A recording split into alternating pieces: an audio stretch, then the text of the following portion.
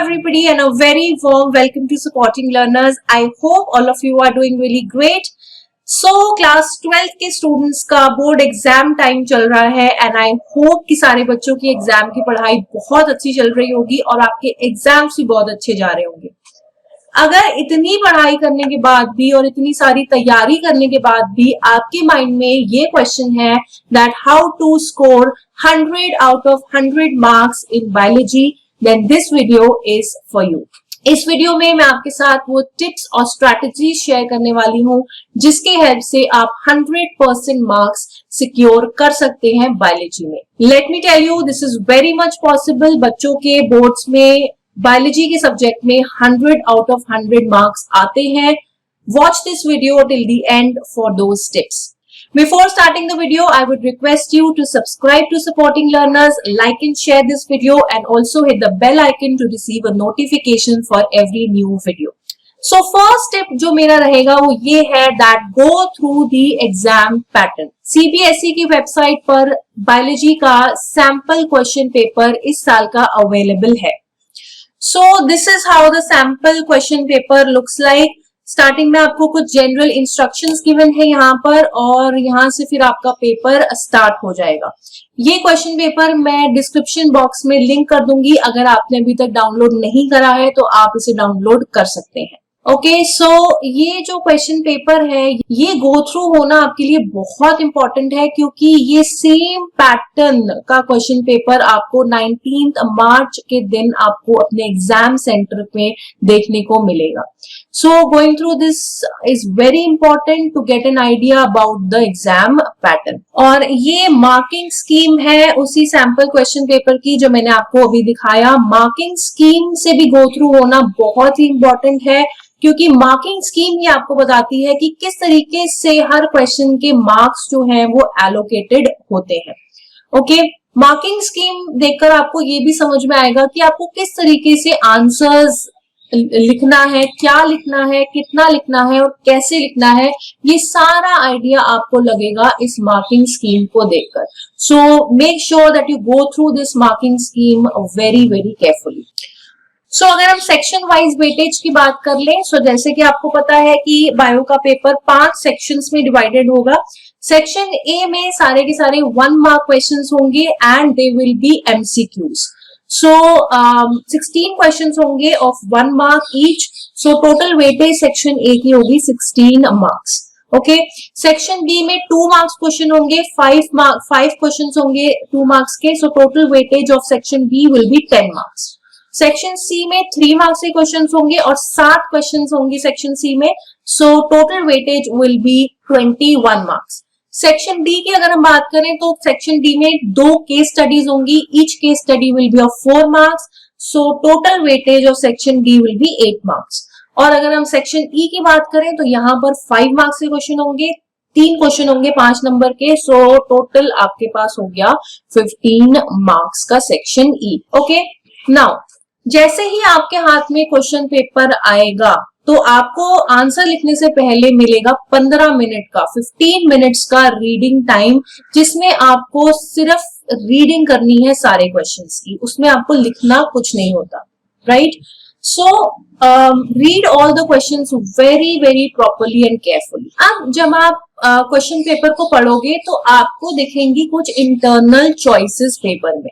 यहाँ पर अगर मैं यही सैंपल क्वेश्चन पेपर दोबारा देखूं तो यहाँ पर आपको दिखेंगी कुछ चॉइसेस। ये देखो, इस तरीके से आपके पास देखो 21st क्वेश्चन में चॉइस है। सिमिलरली आगे ऐसे बहुत सारे क्वेश्चंस आएंगे जिनमें आपके पास बहुत सारी चॉइसेस है, राइट? सो जो आपका रीडिंग टाइम है उसमें आपको अपनी प्रायोरिटी सेट कर लेनी है कि आपको कौन सी चॉइस अटेम्प्ट करनी है, कौन सा क्वेश्चन अटेम्प्ट करना है उन चॉइसेस वाले क्वेश्चंस में। सो ये बहुत केयरफुली आपको चूज करना है कि आपको कौन सा क्वेश्चन अटेम्प्ट करना है, क्योंकि जो बच्चे ये चॉइस ठीक से नहीं कर पाते हैं वो बाद में रिग्रेट करते हैं कि मैंने काश ये वाला नहीं ये वाला क्वेश्चन अटेम्प्ट किया होता, ये मुझे ज्यादा अच्छे से आता था। सो ये रिग्रेट्स आपने इकट्ठे नहीं करने हैं. You have to utilize your 15 minutes in reading the question paper very carefully, reading all the questions very carefully, and then setting your priority, choosing which question to answer. So internal choices को आपने बड़े wisely choose करना है. और paper पढ़ते ही आपको एक strategy बना लेनी है कि किस तरीके से मैंने अपने पेपर को स्टार्ट करना है. Let me tell you, it is a mental game. जो भी टॉपर्स होते हैं उन सबका माइंड बहुत स्ट्रांग होता है, ठीक है. उस टाइम पर वो इमोशंस को अपने वे में नहीं आने देते हैं. आपको पेपर को रीड करके ये लगता है कि पेपर बहुत आसान है, तो आपको बहुत खुश नहीं हो जाना, उसमें बहुत ओवर कॉन्फिडेंट नहीं हो जाना. और अगर आपको लगता है कि पेपर आपके लिए मुश्किल है या फिर आपको कुछ क्वेश्चंस नहीं आते हैं, तो आपने सैड होके पैनिक मोड में नहीं जाना है, ठीक है. You have to be mentally strong. उस टाइम पे सेंसिबली आपको एक्ट करना है और एक स्ट्रैटेजी बना लेनी है कि किस तरीके से आप पेपर को स्टार्ट करने वाले हैं, ठीक है. जो क्वेश्चन आपको थोड़े कम आते हैं या नहीं आते हैं उनको इग्नोर कर दीजिए. ऐसे सिर्फ 2-3 ही क्वेश्चन होते हैं. जिस बच्चे ने अच्छी पढ़ाई करी हुई है उसके लिए ऐसे 2-3 ही क्वेश्चंस होंगे जो उसे कम आते होंगे, बाकी सब क्वेश्चंस आपको आते होंगे, बट आप फोकस उन क्वेश्चंस पे करते हो जो आपको नहीं आते. सो please do not do that. अपने कॉन्फिडेंस लेवल को इंक्रीज करने के लिए उन क्वेश्चंस पे फोकस करिए जो आपको अच्छे से आते हैं और उन्हें ही आपने अटेम्प्ट करना स्टार्ट करना है. ओके, सो नेक्स्ट जब आपके पास आंसर शीट आती है तो बच्चों के माइंड में ये क्वेश्चंस होते हैं कि मैम हम कौन सा सेक्शन पहले करें. क्या हम सेक्शन ए से ही स्टार्ट करना मतलब कंपलसरी है, या फिर हम अपने कोई और इंटरेस्ट के सेक्शन से स्टार्ट कर सकते हैं, या फिर हम 5 मार्क्स क्वेश्चन यानी सेक्शन ई से भी स्टार्ट कर सकते हैं. सो it is totally upon you. ये आपकी चॉइस है कि आपको कौन सा सेक्शन पहले अटेम्प्ट करना है. ऐसा कोई कंपल्शन नहीं है कि आपको सेक्शन ए से स्टार्ट करना है. ओके, या जो आपके पेपर्स आंसर शीट्स चेक करते हैं उन्हें कोई फर्क नहीं पड़ता कि आप कौन से सेक्शन से स्टार्ट करते हैं. बट यस, मान लो कि आपने सेक्शन ई से स्टार्ट करा, तो आप वो क्वेश्चन पहले अटेम्प्ट करिए जो आपको करेक्टली आता है, जिसमें आप कॉन्फिडेंट हो. ओके, वो कोई भी क्वेश्चन हो सकता है. सेक्शन 3 क्वेश्चन होंगे इररिस्पेक्टिव ऑफ द ऑर्डर, मतलब कोई भी क्वेश्चन आप पहले कर सकते हैं. बट अगर आपने सेक्शन ई से स्टार्ट करा है, देन फिनिश सेक्शन सी. एक सेक्शन को खत्म करिए, then move to the next section. आपने ये नहीं करना है कि एक सेक्शन कर लिया सेक्शन सी से, दूसरा क्वेश्चन कर लिया सेक्शन ए से, तीसरा क्वेश्चन कर लिया सेक्शन ई से. ये बिटवीन सेक्शंस मूव नहीं करना है. एक सेक्शन को कंप्लीट करके फिर दूसरे सेक्शन पे मूव करना है, ठीक है. अगर देखिए आप इस तरीके से क्वेश्चन करेंगे कि कोई भी अपने मनपसंद का क्वेश्चन कहीं से भी पिक कर लिया और उसे लिखना स्टार्ट हो गए, so this gives an idea कि आप एक बहुत ही कंफ्यूज्ड स्टूडेंट है. Okay, so it is up to you कि आप अपने आंसर शीट में एग्जामिनर को क्या बताना चाहते हैं. इधर you are a confused and not very well prepared student, or you want to give an impression that you are a confident student and a well prepared student. So it all depends upon you, how you present your answers, how you write your answers. Okay, so section A में अगर हम बात करें तो section A में सारे के सारे MCQs है. Please practice your MCQs very very thoroughly. यहाँ पर आप देखोगे ये एडिशनल प्रैक्टिस क्वेश्चन पेपर है जो कि आपको सीबीएसई की वेबसाइट पर भी मिल जाएगा, और मैं नीचे डिस्क्रिप्शन बॉक्स में इसको लिंक कर दूंगी. So do check out the description box. इस एडिशनल प्रैक्टिस क्वेश्चन पेपर की मार्किंग स्कीम भी आपको मिल जाएगी. I will link it in the description box. And this is the second additional practice question paper, और इसकी मार्किंग स्कीम भी मैं डिस्क्रिप्शन बॉक्स में लिंक कर दूंगी. सो अभी मैंने आपको 2 प्रैक्टिस पेपर्स दिखाए, वहां से आप प्रैक्टिस कर सकते हैं क्वेश्चंस की. एमसीक्यूज में आपके पास असर्शन रीजन क्वेश्चंस भी आएंगे which you have to practice. Yes, और यस, नेगेटिव मार्किंग नहीं है एमसीक्यूज में. ये बहुत बच्चे पूछते हैं कि मैम क्या गलत आंसर करने पे मार्क्स कटेंगे. So there is no negative marking. So please attempt all the question. कोई भी एमसीक्यू क्वेश्चन बिल्कुल भी आपने छोड़ना नहीं है. इनफैक्ट आप सारे क्वेश्चंस पूरे पेपर में आंसर के लिए आपको कोई भी क्वेश्चन छोड़ना नहीं है. ओके, और one more tip for MCQs. See यहाँ पर एमसीक्यूज के लिए आप जैसे ऑप्शन भी लिखेंगे और उसका पूरा आंसर भी लिखेंगे. सिर्फ ऑप्शन मत लिखिएगा पूरा आंसर, लाइक जैसे मार्किंग स्कीम में आप देख सकते हो यहाँ पर ऑप्शन भी लिखा है और पूरा आंसर भी लिखा है. So you have to attempt like this. चलिए आगे हम बात करते हैं सेक्शन बी और सेक्शन सी की. सेक्शन बी में आपके पास 2 मार्क्स की क्वेश्चन है और सेक्शन सी में 3 मार्क्स की क्वेश्चन है. सो इसमें जो मेरी टिप रहेगी वो ये रहेगी कि टू द पॉइंट आंसर्स लिखिए.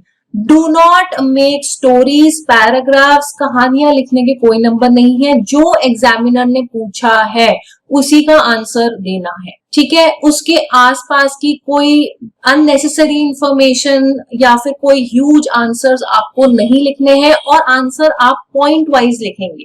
देखिए मार्किंग स्कीम में मैं आपको ये चीज दिखाती हूँ. सी जैसे कि सैंपल क्वेश्चन पेपर में आपको ये 17th क्वेश्चन है, 2 मार्क्स का क्वेश्चन है. Explain the process of hormonal regulation of spermatogenesis. ये 2 मार्क्स का क्वेश्चन है. ठीक है, अब देखिए इसे लिखना कैसे है. 2 मार्क्स का क्वेश्चन है तो यहाँ पर आप 4 पॉइंट्स में आंसर कर दीजिए. ये 4 पॉइंट्स आपके यहाँ पर गिवन है. 4 पॉइंट्स 0.5 मार्क्स का 1 पॉइंट हो जाएगा आपका. सो 0.5 मार्क्स के 4 पॉइंट्स हो गए. सो 4 पॉइंट्स आपको लिखने हैं, 2 मार्क्स आपके बन जाएंगे. और कोई भी इररेलेवेंट इंफॉर्मेशन यहाँ पर नहीं लिखनी है. Direct to the point answer आपको यहाँ पर लिखना है. ठीक है, फिर यहाँ पर अगर हम सेकेंड क्वेश्चन सेक्शन बी का देखें, क्वेश्चन नंबर 18, तो यहाँ पर देखो ये 2 पार्ट्स हैं. तो दोनों पार्ट्स को ध्यान से पढ़ना है, दोनों पार्ट्स को केयरफुली आंसर करना है. ठीक है, यहाँ पर 2 मार्क्स का तो ये पार्ट आपका हो गया 1 मार्क का और दूसरा ये भी हो गया 1 मार्क का. ठीक है, सो 2 मार्क्स के और 3 मार्क्स के क्वेश्चन जो है वो very short type of questions होते हैं. इसमें आपको बहुत ज्यादा इलैबोरेट आंसर्स नहीं लिखने होते हैं. देखो आता तो आपको बहुत कुछ होगा, हो सकता है अब स्पर्मेटोजेनेसिस के बारे में आपको बहुत कुछ आता है, बट लिखना उतना ही है जितना पूछा गया है. सेक्शन बी और सी में अगर आप लंबे लंबे आंसर्स लिखेंगे, जो नहीं पूछा है वो भी लिखेंगे, you will end up wasting your time. और सेक्शन ई जो है जहां पर एक्चुअल में 5 मार्क्स के क्वेश्चन है, जहां पर आपको इलैबोरेट आंसर्स लिखने, एक्सप्लेन करके लिखना है, वहां के लिए आपके पास टाइम नहीं बचेगा. सो उतना ही लिखिए जितना कि पूछा गया है. एंड ऑल्सो कीवर्ड्स को आप अंडरलाइन कर सकते हैं. नेक्स्ट सेक्शन डी की अगर हम बात करें तो केस स्टडी बेस्ड क्वेश्चंस है. आपको जो मैंने अभी प्रैक्टिस पेपर्स शो करे हैं उसमें आपको प्रैक्टिस कर सकते हो आप केस स्टडी क्वेश्चंस की. ठीक है, केस स्टडी में 3 सब पार्ट्स होंगे और उनमें भी इंटरनल चॉइस होगी. देखिए see this is section D. तो यहाँ पर 4 मार्क्स का क्वेश्चन है और इसमें आपके पास 3 सब पार्ट्स हैं, ए, बी और सी. और यहाँ पर अगर आप देखो ए पार्ट में आपके पास इंटरनल चॉइस होगी. तो इंटरनल चॉइस में बहुत वाइजली आपको चूज करना है कि आपको कौन सा क्वेश्चन आंसर करना है. एंड जो आपके केस स्टडी बेस्ड क्वेश्चन है आपको concept, be clear with the concept. Understanding है, सिर्फ मगअप नहीं करना है टॉपिक्स को, उन्हें समझना है, उनकी अंडरस्टैंडिंग थरो आपने बनानी है. सिर्फ रट्टे मारने से सेक्शन डी नहीं होगा. So be clear with the concept, practice case studies and read the question very carefully and choose from internal choices very wisely. Then last है सेक्शन ई. सेक्शन ई में 5 मार्क्स के आपके questions होंगे. इसमें भी आपको हर क्वेश्चन में choice मिलेगी. सो सेक्शन ई में भी आपके पास हर क्वेश्चन में यहाँ पर चॉइस है. तीनों के तीनों क्वेश्चन में आपके पास चॉइस होगी. बहुत ही आराम से तसल्ली से क्वेश्चंस को रीड करिए, वाइजली चूज करिए कि आपको कौन सा क्वेश्चन अटेम्प्ट करना है. ओके, सो बहुत अच्छे से चूज करिए कि कौन सा क्वेश्चन करना है, क्योंकि एक क्वेश्चन स्टार्ट कर दिया फिर आपको लगा कि नहीं आता, दूसरा करूंगा, you will end up wasting your time. और एक टिप मेरा और यहाँ पर रहेगा कि सिर्फ आंसर की लेंथ को बढ़ाने के लिए, आंसर लंबा दिखे, वो चीज मत करो. एग्जामिनर जो आपके पेपर चेक कर रहे हैं, they are very smart people. Okay, so don't just write to increase the length of your answer, but write meaningful answers, write in points. Section E में भी अगर आप देखोगे तो पॉइंट वाइज सारे आंसर्स को लिखा गया है. सिस्टमैटिकली आंसर्स को लिखिए and do not write big big paragraphs और big big stories. No, write in points, write systematically. So next हम आते हैं पेपर की नीटनेस में. यस, पेपर की प्रेजेंटेशन, उसकी नीटनेस बहुत मैटर करती है. फर्स्ट जो है आपको वर्ड्स को स्पेस करना है प्रॉपर. ऐसा नहीं है कि एक लाइन में जो है 20-20 वर्ड्स लिख दिए, हर वर्ड में स्पेस छोड़िए, ठीक है। वर्ड्स को ओवरलैप मत करिए, खिचड़ी मत पकाइए बिल्कुल भी, वो एग्जामिनर्स को इरिटेट करती है, ठीक है। हर क्वेश्चन के बाद आपको 2 लाइंस जो है वो छोड़नी है, ओवर राइटिंग या कटिंग नहीं करनी है। सो मान लीजिए अगर आपके पेपर में कोई कटिंग हो भी गई है, आपने एक आंसर लिखा और आपको लग रहा है कि आपको उसे कट करना पड़ेगा, then just draw a line and write the correct answer against it, okay. But ये जो खिचपिच आप करते हो इस तरीके से और बिल्कुल ऐसे ऐसे स्क्रिबलिंग करते हो, please do not scribble. Then अगर मैं डायग्राम्स की बात करूं तो डायग्राम्स आपको पेंसिल से ड्रॉ करने हैं, नीट और लेबल्ड डायग्राम्स आपको ड्रॉ करने हैं। डू नॉट डू कलरिंग वगैरह नहीं करनी है, सिंपल पेंसिल से आपको डायग्राम्स ड्रॉ करने हैं, ठीक है। Neatness is very important in the paper, doing the paper systematically is very very important, क्योंकि मैं आपको बताऊं, मैं अपने एक्सपीरियंस से आपको ये बता रही हूँ, इतने आंसर शीट्स, बोर्ड के आंसर शीट्स मैंने चेक करी हुई हैं एंड बहुत सारे टॉपर्स को भी मैंने देखा है और बहुत सारे एवरेज स्टूडेंट्स को भी देखा है। मैंने ऐसे भी बच्चे देखे हैं जो कि 90-95% वाले एंड अबव वाले बच्चे होते हैं, और ये जो ये नीटनेस के, सिस्टमैटिक राइटिंग करने के जो टिप्स फॉलो नहीं करते हैं, उनकी कंटेंट नॉलेज बहुत अच्छी होती है, बट ये जो टिप्स हैं, ये टिप्स अगर वो फॉलो नहीं करते हैं तो मैंने 95 प्लस वाले बच्चों को भी 81, 82 तक गिरते हुए देखा है। और जो बच्चे जिनकी कंटेंट नॉलेज शायद उतनी बहुत अच्छी नहीं है जैसे कि टॉपर्स की होती है, but when they write nicely, neatly, systematically और एक प्रेजेंटेशन जिनके पेपर की अच्छी होती है, I have seen those children scoring 95 and above. So ये सब चीजें क्यों इंपॉर्टेंट है, क्योंकि अगर आप देखोगे ना कभी एग्जाम पेपर्स जो है आपके, आंसर शीट्स जहां पर चेक होती हैं जिन सेंटर्स पे, इतनी गर्मी होती है वहां पर, इतने वर्किंग कंडीशंस इतने अच्छे नहीं होते हैं, plus they have to check so many answer sheets, they are being paid to check those answer sheets, okay. So please do not irritate them, अपना और उनका काम मुश्किल मत करो। जो पेपर्स चेक कर रहे हैं टीचर्स, वो हमेशा ट्राई करते हैं कि बहुत केयरफुली करें। इनफैक्ट बच्चों को मार्क्स देने के लिए बैठे हैं वो, ठीक है, मार्क्स जान के काटने के लिए नहीं बैठे हैं वो, ठीक है। They always try to check carefully कि कहाँ बच्चों को मार्क्स जो है हम दे सकते हैं, ओके। सो प्लीज अपने चेकर को इरिटेट करने के लिए उसकी जो एक फ्लो बना हुआ है पेपर्स को चेक करने का, उसे खराब मत करिए, otherwise you know it will not give a very good impression. Next जो टिप आ जाती है वो है टाइम मैनेजमेंट की। Time management of course I will give you a very very nice tip कि आपका जो भी प्रैक्टिस पेपर है 3 घंटे का, आप बैठिए और उस 3 घंटे के पेपर को सॉल्व करिए और आप देखिए कि आप उसे कंप्लीट कर पा रहे हैं या नहीं 3 घंटे में। अगर नहीं कर पा रहे हैं देन अपनी प्रैक्टिस को बढ़ाइए और अच्छे से और पढ़ाई करिए, अपनी स्पीड बढ़ाइए, and then by sitting for those 3 hours, जैसे आप पेपर में बैठेंगे वैसे ही आप अपने घर में 3 घंटे बैठते हैं उस पेपर के साथ, then you will be able to get an idea कि आपको कितना टाइम लग रहा है, ठीक है। और जब आप एग्जाम में बैठते हैं तो आपके ऊपर है कि आप कैसे स्टूडेंट दिखना चाहते हैं, whether you want to be a confuse student जिससे कुछ मैनेज नहीं हो पा रहा है, या फिर आप एक काम कंपोज्ड और एक ऐसे स्टूडेंट दिखना चाहते हैं जो एक वेल मैनेज्ड है, okay. So some more tips, do not decorate the answer sheet के डेकोरेशन, कलरिंग के कोई मार्क्स नहीं है, specially for girls I am telling this. And do not panic, अगर आपको कोई आंसर नहीं आता है, do not get stuck, you will end up wasting your time. आप आगे बढ़िए उस क्वेश्चन से जो आपको नहीं आ रहा है, उस क्वेश्चन पे जंप करिए जो आपको आता है, and then you will manage your time effectively and you will gain more confidence. Lastly, check your answer sheet, and last, अगर आपने कोई question skip कर दिया है then by checking the answer sheet you can attempt it, okay. So stay calm, stay focused, all the very best, and I hope these tips were very very helpful to you. If you were able to gain help, then like this video, share this video friends, and subscribe to Supporting Learners.